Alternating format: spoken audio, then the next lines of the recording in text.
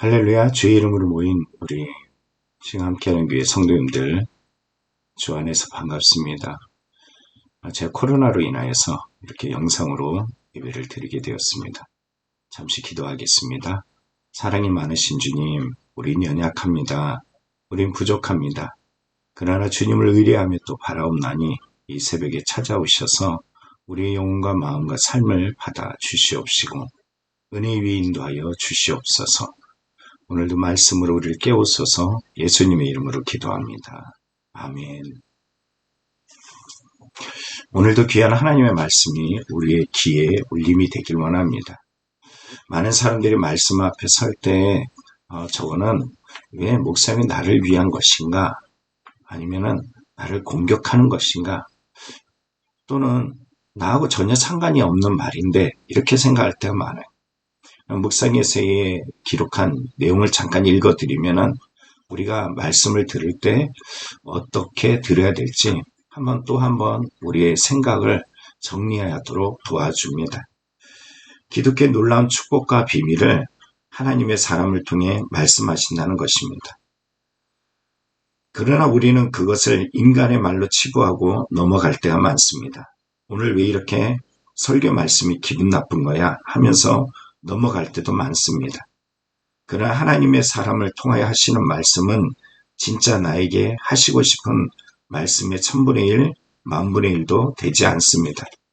그러므로 말씀을 들을 때 내 믿음이 너무 부족하니까 하나님이 원래 하시려는 말씀을 많이 희석해서 전달하시는구나 라고 생각해야 합니다. 하나님을 경외하는 것은 내 귀에 들리는 말씀을 하나님의 말씀으로 인정하는 것입니다. 하나님을 경외한다는 것은 내 귀에 울리는 말씀을 하나님의 말씀으로 인정할 수 있는 것입니다.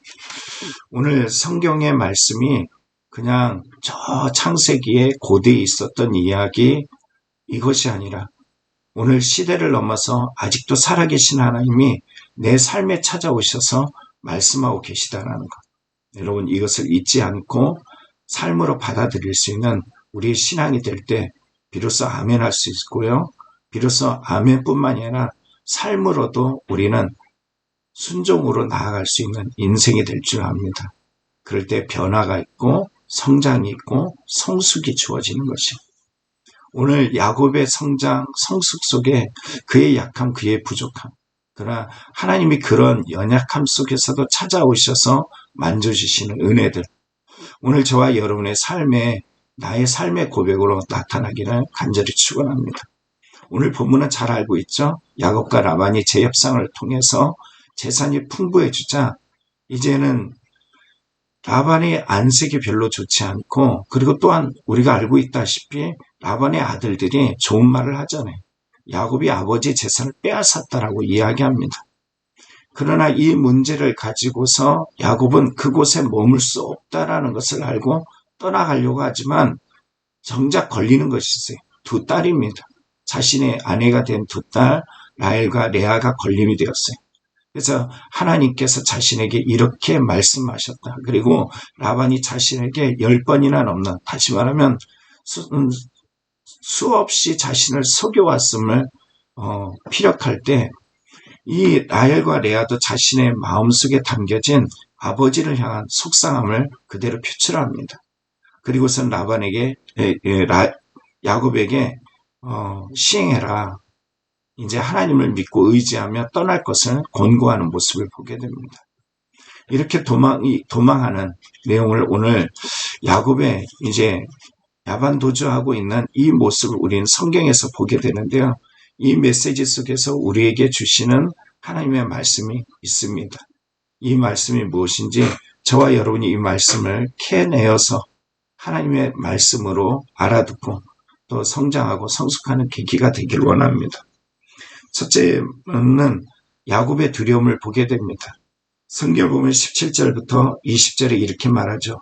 야곱이 일어나 자식들과 아내들을 낙타에게 태우고 그 모은 바 모든 가축과 모든 소유물 곧 그가 받단 아람에서 모은 가축을 이끌고 가나안 땅에 있는 그의 아버지 이삭에게로 가려 할세. 그때 라반이 양털을 깎으러 갔으므로 라헬은 그의 아버지의 드라빔을 도둑질하고 야곱은 그 거취를 아람 사람 라반에게 말하지 아니하고 가만히 떠났더라. 야곱은 하나님이 지시한 곳으로 갑니다. 하나님이 지시한 곳으로 가는 이 순종하는 야곱이지만 실상 그는 라반의 집에서 도망하는 이런 모습으로 나타나고 있어요. 종이 주인의 품을 도망하는 이런 모습과 동일합니다. 야곱은 14년 동안 라반 아래서 참 힘들었어요. 어려웠어요.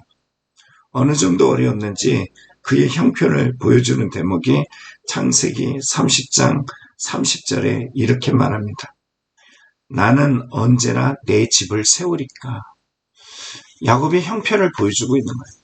자신의 집을 세울 수 있을 만큼의 형편이 되지 못한 그의 처절한 형편입니다. 창세기 31장에 보면은 그가 왜 그렇게 형편이 자라지 못했는지 알 수 있는 대목이 있어요. 7절에 보면은 야곱이 이렇게 말합니다.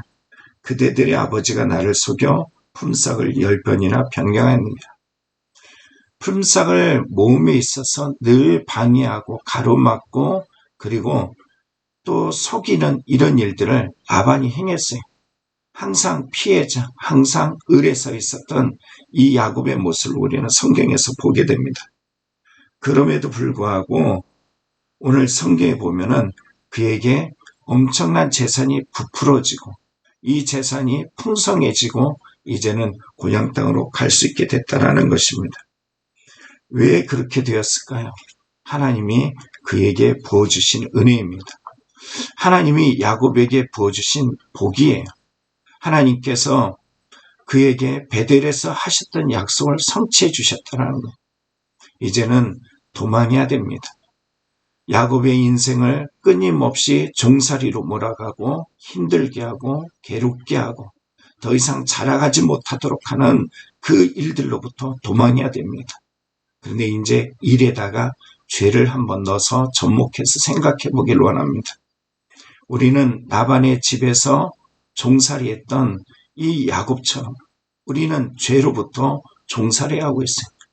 이제는 나의 집, 신앙의 집도 자라야 되고 나의 베델이 자라서 하나님과의 언약했던 그 약속에 성취할 수 있도록 우리는 주께로 더 돌아가야 되는데 그러지 못하고 라반의 손아귀에 붙잡히고 그 앞에서 협상하고 그 협상 아래서 자라지 못하는 우리의 모습을 한번 돌아봐야 됩니다. 우리는 이제는 죄의 그 협상 아래 놓인 자가 아니라 죄로부터 피해 도망할 수 있는 우리의 신앙이 되어야 될 줄 믿습니다. 성경의 로마서 6장 12절에 이렇게 말씀하십니다. 그러므로 너희는 죄가 너희 죽을 몸을 지배하지 못하게 하여 몸의 사욕에 순종하지 말고. 여러분, 이제는 죄의 종로로 타지 말아야죠. 여러분의 신앙이 몇 년 되었습니까? 여러분이 정말로 교회에서 아멘 아멘 하고 그리고 하나님의 은혜들을 얼마나 경험했습니까? 그렇다면 이제는 죄의 종로로 타지 않는 신앙이 되길 원합니다. 베드로서 1장 4절에 이렇게 말해요. 이로써 그 보배롭고 지극히 큰 약속을 우리에게 주사 이 약속으로 말미암아 너희가 정욕 때문에 세상에서 썩어질 것을 피하여 신성한 성품에 참여하는 자가 되게 하려 하였느니라. 여러분, 이제는 변화하여서 하나님의 신성한 성품에 참여하는 믿음이 되기를 간절히 축원합니다. 두 번째는 라헬의 드라빔입니다. 여러분, 성경 19절을 보면은 그때 라반의 양털을 깎으러 갔으므로 라헬은 그의 아버지의 드라빔을 도둑질하고 라고 이야기합니다. 이 도둑질했다라고 이야기하는 이 원어의 뜻을 보면요, 하티그노브라고 이야기해요. 그런데 이 말을 다른 말로 이야기하면 속이다라는 뜻입니다.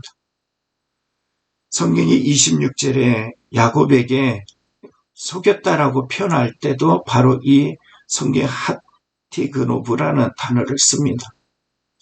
이것을 왜 이렇게 기록했을까요?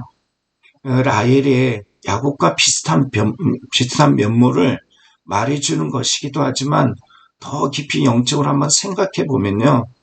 그가 이 드라빔을 훔침을 통해서 이스라엘 가운데 나타날 어떤 죄성들을 표현하기 위함이 아닌가라는 생각을 하게 합니다. 드라빔은 가정의 우상입니다.